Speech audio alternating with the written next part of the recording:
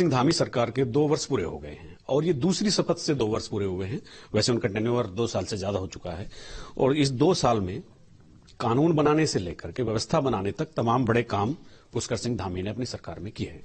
आइए उन्हीं से बात करते हैं कि किस तरह की उपलब्धि और इस 2 साल को किस तरह से वो देखते हैं। पुष्कर जी, बहुत शुभकामनाएं न्यूज स्टेट परिवार की तरफ से।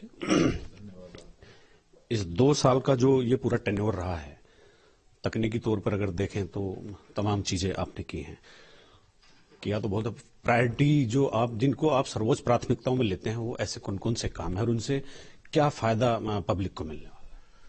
देखिए, मैं सबसे पहले तो उत्तराखंड देवभूमि की सम्मानित हमारी जनता को, मातृतुल्य माताओं को, बहनों को, बुजुर्गों को, सबको अपना आभार प्रकट करता हूं, उन सबको प्रणाम करता हूं, नमन करता हूं कि उन्होंने 2022 के आम चुनाव में राज्य के अंदर एक पुरानी चलने वाली परिपाटी, एक मिथक तोड़ा और एक नया इतिहास बनाया। हमारे प्रधानमंत्री आदरणीय मोदी के नेतृत्व और मार्गदर्शन में यहाँ पर चुनाव संपन्न हुए और पहली बार किसी राजनीतिक दल को लगातार दूसरी बार कंटिन्यूअस प्रोसेस में सरकार में आने का अवसर दिया और उसमें जो भी हमने संकल्प लिए थे, देवभूमि उत्तराखंड की जनता से जो वायदे किए थे, उन सभी पर हम निर्णायक रूप से आगे बढ़े।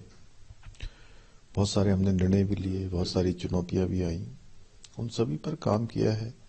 समान नागरिक संहिता हमने, जो कि देवभूमि की जनता ने हमें उसके लिए मैंडेट भी दिया था, अपना आशीर्वाद देकर सरकार में आने का अवसर दिया। पहला हमने निर्णय भी वही किया था और विधेयक यहाँ से हमने पारित कर दिया। राष्ट्रपति महोदया ने भी उस पर हमें अपनी स्वीकृति दे दी है।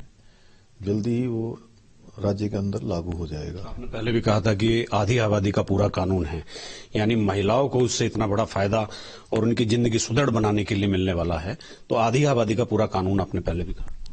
हाँ, निश्चित रूप से आधी आबादी जो हमारी मातृशक्ति है, उनके लिए पूरा कानून है और इससे उनका सशक्तिकरण भी होगा और सुरक्षा भी मिलेगी।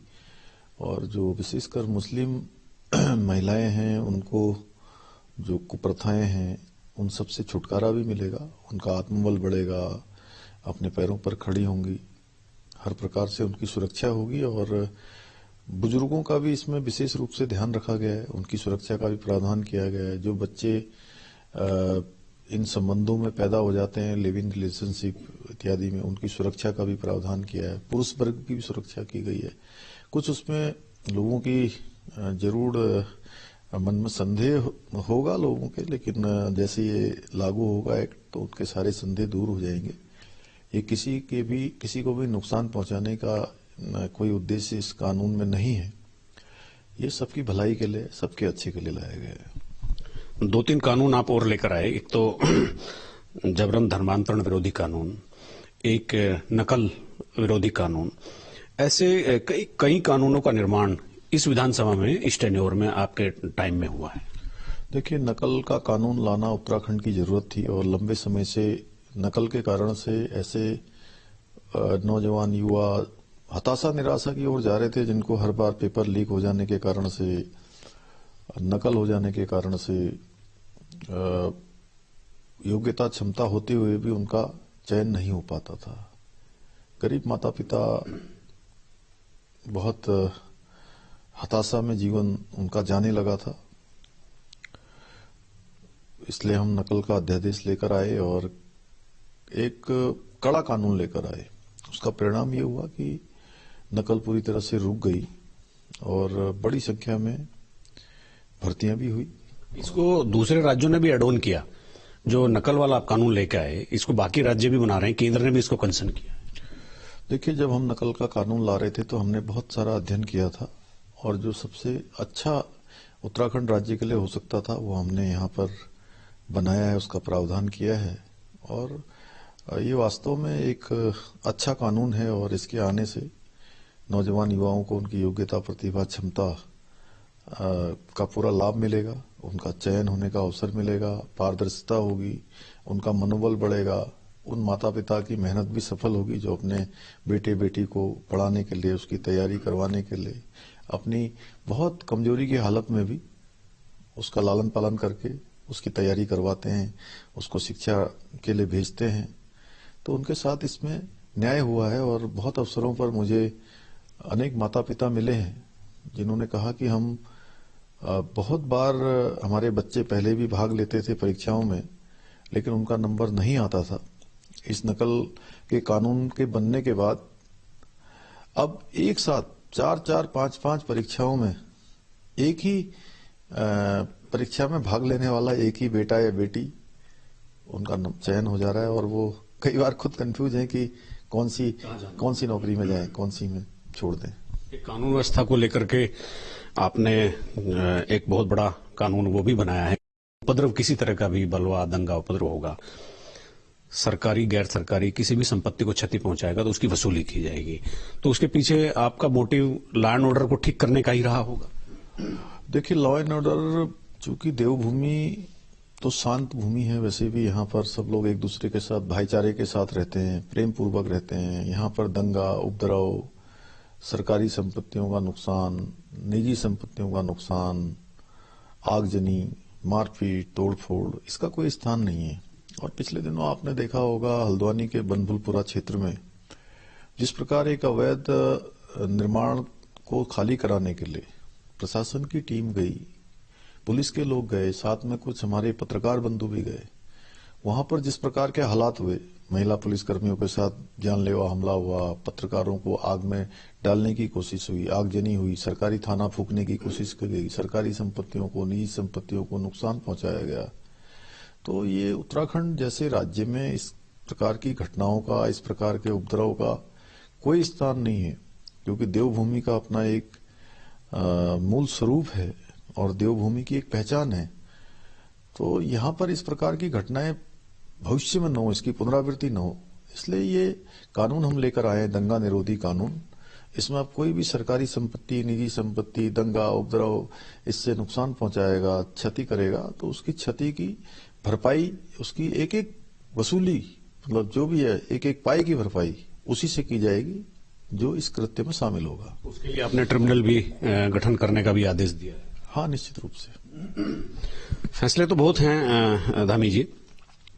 महिलाओं को क्षतिज आरक्षण है, खिलाड़ियों को पहली बार सरकारी नौकरियों में आरक्षण मिल रहा है, ऐसे सामाजिक तौर पर लोगों को आगे बढ़ाने के लिए आपने कई फैसले लिए।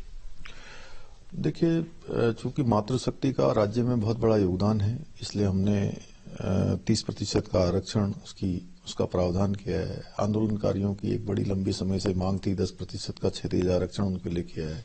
4% का खेल कोटा प्रारंभ किया है, क्योंकि ये यहाँ पर हमारे राज्य के अंदर खेलों में भी अपार संभावनाएं हैं और देवभूमि के साथ, वीर भूमि के साथ ये भविष्य में खेल भूमि के नाम से भी जानी जाए, इसलिए ऐसे प्रावधान किए हैं। इसके साथ साथ अच्छा राज्य के अंदर निवेश हो, एक वातावरण निर्मित भी हुआ है। आज देश दुनिया के लोग उत्तराखंड में अपना उद्योग लगाना चाहते हैं, निवेश करना चाहते हैं।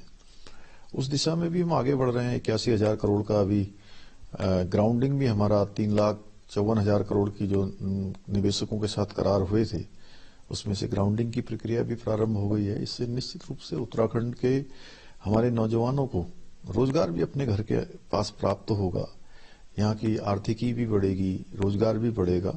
उस दिशा में काम कर रहे हैं, क्योंकि सरकारी नौकरियां हमारी पिछले 2 सालों में लगभग 22 सालों के बराबर नौकरियां जो है सरकारी नियुक्तियां हुई हैं, लेकिन इतनी भर पर्याप्त नहीं है। इससे सभी नौजवान युवाओं को, हालांकि जो बेरोजगारी की दर है वो भी घटी है, 50% का उसमें जो है घटोतरी हुई है, लेकिन उसके बावजूद भी लोग रोजगार से, स्वरोजगार से, हमारे उद्योग धंधे लगाकर, स्टार्टअप, सेल्फ हेल्प ग्रुप, इन सब के माध्यम से एक बड़ा गेम चेंजर आने वाले समय में हमारे राज्य के लिए हो सकता है। तो हम दोनों ही दिशाओं में काम कर रहे हैं, निवेश को भी आमंत्रित भी कर रहे हैं, उनको प्रोत्साहित भी कर रहे हैं और स्वरोजगार को भी कर रहे हैं। मुख्यमंत्री जी की लंबी फहरिस्त है, हमने भी देखा, आपने भी जो काम किए हैं, पब्लिक भी देख रही है। अगले 2 साल में या अगले 1 साल में कोई आपने अपनी सर्वोच्च प्राथमिकताओं में किन किन चीजों को रखा है? आने वाले समय में हम इन पे काम करने वाले हैं। देखिए, आने वाले समय में एक तो जो हमारे बहुत सारे प्रोजेक्ट आज केंद्र के सहयोग से भी चल रहे हैं, अनेक हमारे स्मार्ट सिटी के काम होने हैं, नए शहर बनने हैं, ऋषिकेश गंगा कॉरिडोर बनना है ऋषिकेश और हरिद्वार में, शारदा कॉरिडोर हमने प्रस्तावित किया है, यूआईडीबी का हमने गठन किया है और यूआईडीबी के माध्यम से बहुत सारे प्रोजेक्टों को धरातल पर उतारना है।